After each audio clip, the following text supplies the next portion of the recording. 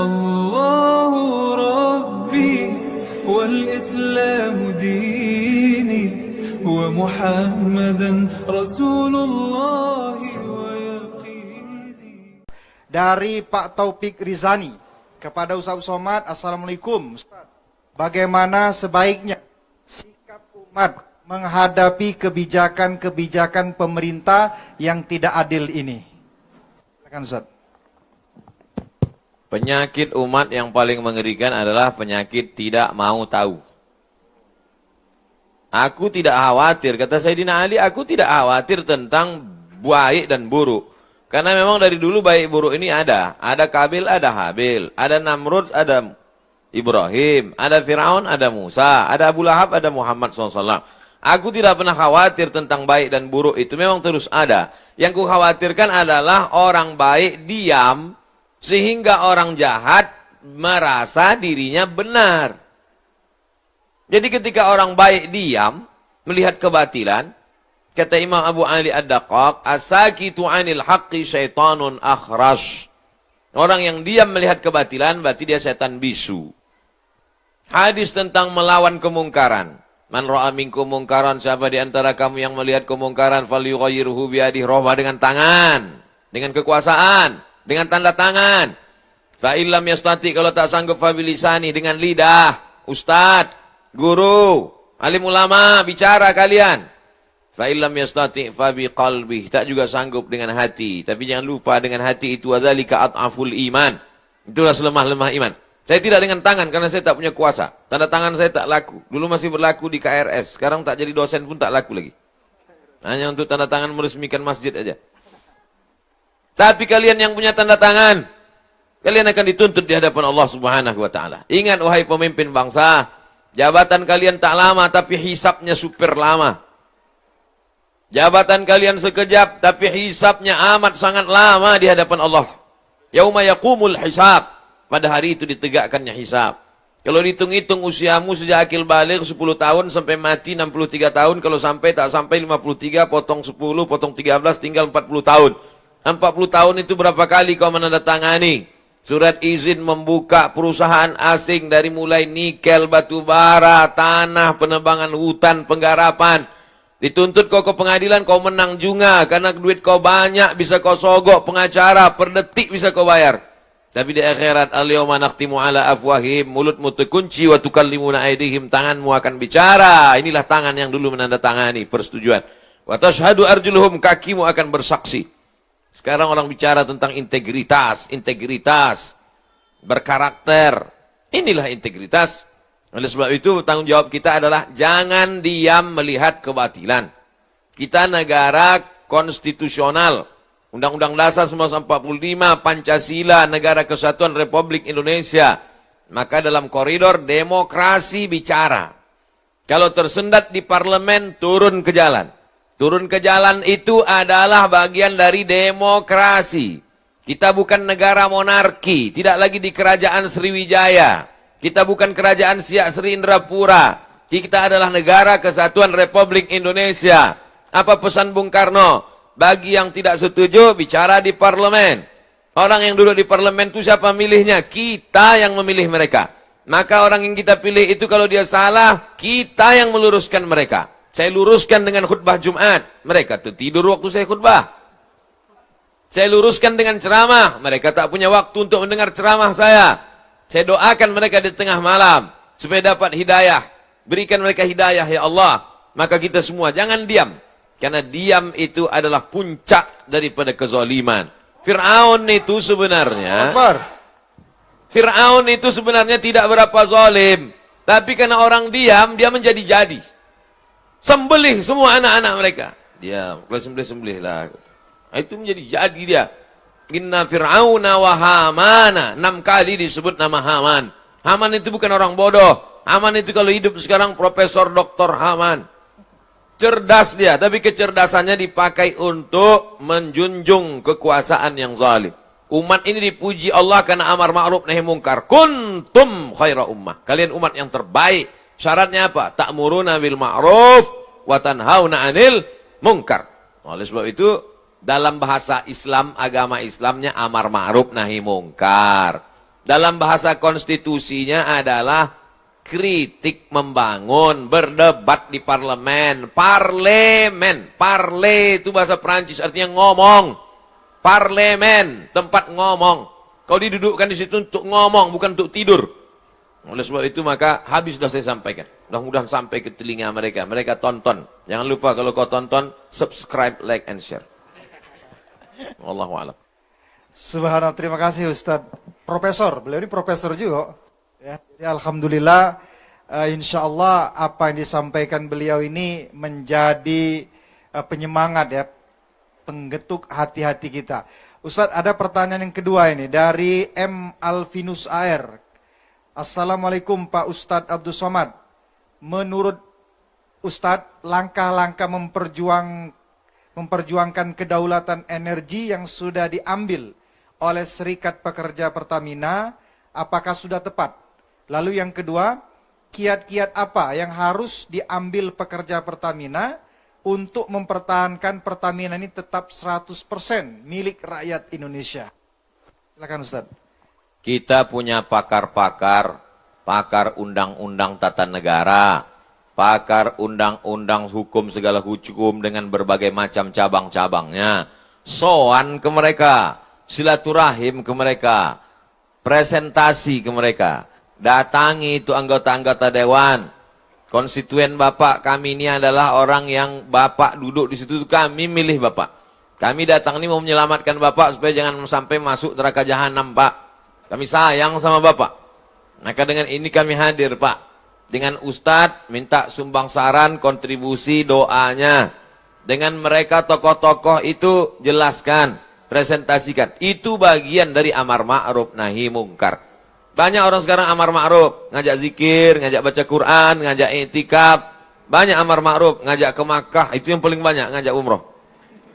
Tapi untuk mengajak, melarang orang dari buat kemungkaran ini, kenapa? Takut tersinggung, takut kena bully, takut kena caci maki, takut kena macam-macam. Takut kena kriminalisasi. Nah, itu. Oleh sebab itu saya sampaikan, bagi sahabat-sahabat, pejuang-pejuang, dulu pejuang-pejuang ini mengangkat senjata untuk mengusir Belanda, Jepang, komunis. Hari ini kita tidak lagi berhadapan dengan Jepang, Belanda, tapi justru berhadapan dengan anak bangsa yang kulitnya seperti kulit kita, hidungnya pesek macam kita, bahasanya bahasa kita, tapi isi otaknya lebih parah daripada Jepang dan Belanda. Oleh sebab itu maka kuat-kuatkan hati. Ini hati kita ini bimbang, takut, cemas, ngeri sedap. Oleh sebab itu kata Allah, "Falyabudu rabb hadzal bait." Banyak-banyak ibadah, banyak-banyak berzikir, banyak-banyak baca Quran. Kalau kau buat banyak ibadah, falyabudu rabb hadzal bait, Allah balas dua. At'amahum min ju'. Kalau kau lapar dikasih Allah kau makan. Wa amanahum min khauf. Kalau kau takut diamankan Allah, dihilangkan Allah rasa takut dari dalam hatimu. Hidup ini singkat. Tapi dengan singkat ini resikonya luar biasa lama. Nah, jadi apa yang saudara-saudara lakukan? Konsultasikan kepada yang mengerti hukum, bagaimana jalur yang tepat. Bismillahi tawakkaltu 'alallah, la haula wala quwata illa billah. Niatnya adalah memperjuangkan harta benda milik rakyat, milik umat. Man mata duna malihi fahuwa syahid. Siapa yang mati membela harta bendanya, matinya mati syahid. Nah, itu Nabi yang ngomong begitu, bukan saya.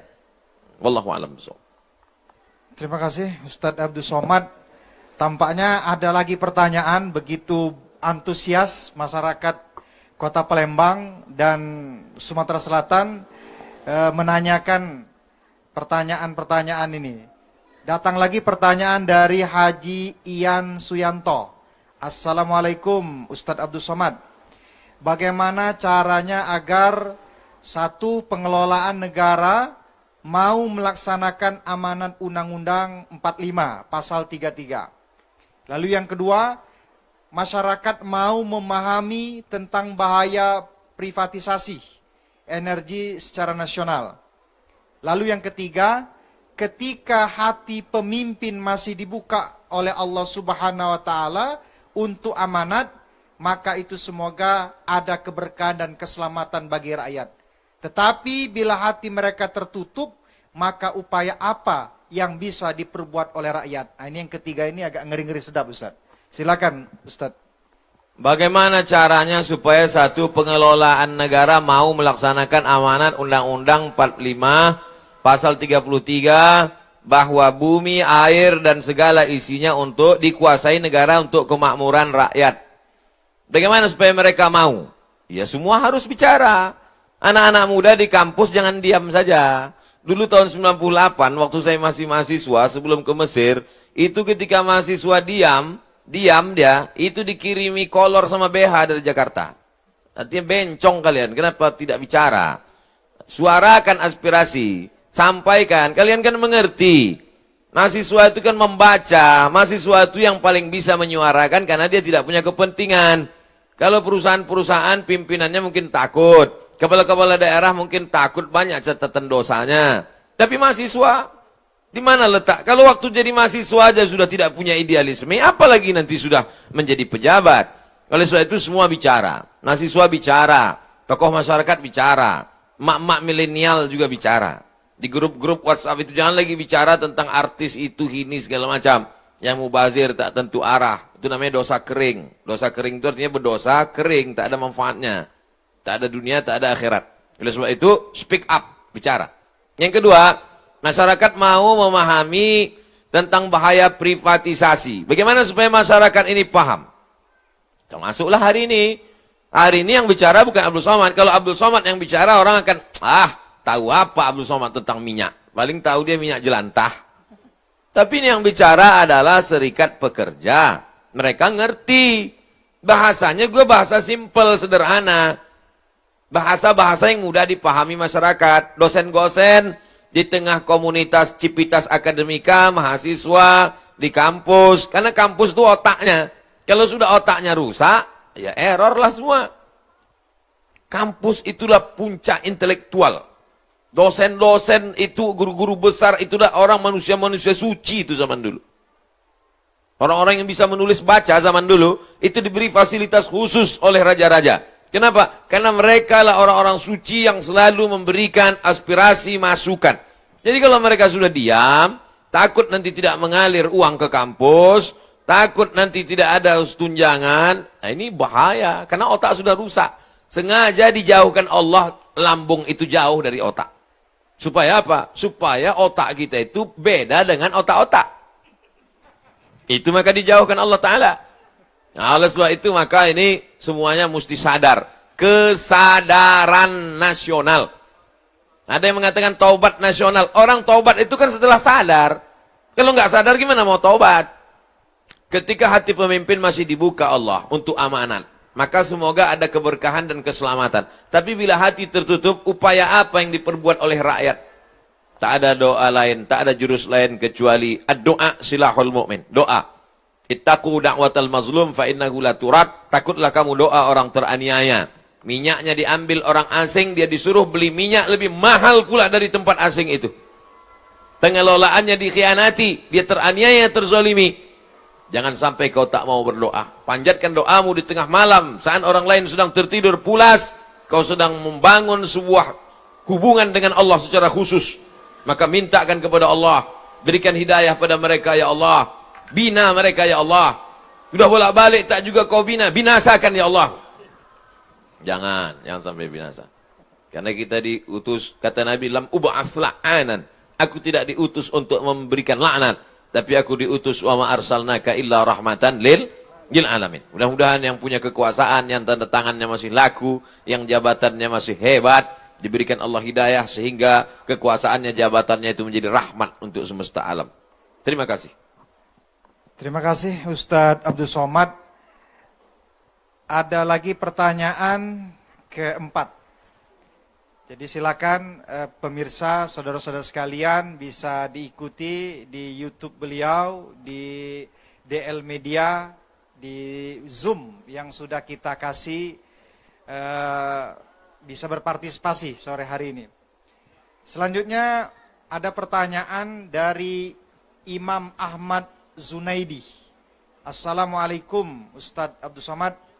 Bagaimana seharusnya sikap kami, para pejuang kedaulatan migas, agar hati kami tetap teguh dan konsisten memperjuangkan kedaulatan migas? Hati ini berbolak-balik. Nanti pas kumpul sama pejuang-pejuang migas, pas sedang berada di ruangan, semangat, semangat, merdeka. Begitu keluar dari situ letoy, loyo. Baru kena 3 kali, kena SMS macam kerupuk.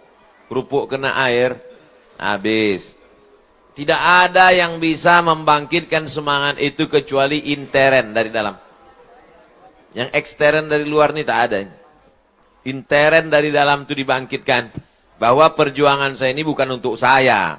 Kita udah selesai dengan rumah baru, mobil baru, kendaraan baru, itu bukan kita lagi. Kita berpikir untuk bangsa, untuk umat. Bagaimana supaya minyak ini murah? Bagaimana supaya 67% tambah 12% tadi kembali untuk rakyat ini? Bagaimana supaya kita bisa menikmati biaya sekolah murah?